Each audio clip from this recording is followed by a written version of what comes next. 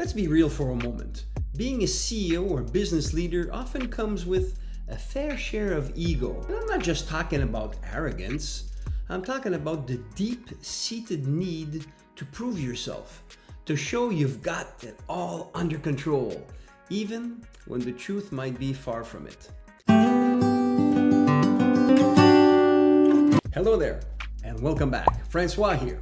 Early in my leadership journey, I felt like sharing success or giving credit to others made me seem like weaker, and if somehow it undermined my authority. And honestly, that mindset only made things harder. My team felt undervalued, collaboration dropped, and I started to feel isolated. Success became less fulfilling because it wasn't shared. I was carrying the weight of everything alone. It wasn't until I reached out for guidance, a mentor who wasn't afraid to call me out, open my eyes, and then I realized the truth that sharing success doesn't diminish your leadership.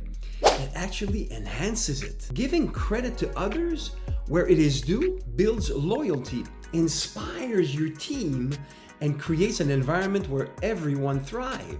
Now, let's reflect here for a moment and ask yourself, are you holding back from sharing success because of fear or ego? What's it costing you or costing the company? What could change if you chose a different path? You see, these are tough questions, and trust me, when faced and answered properly, they turn things around fast. I love conversations about them. So, if this resonates with you, let's talk.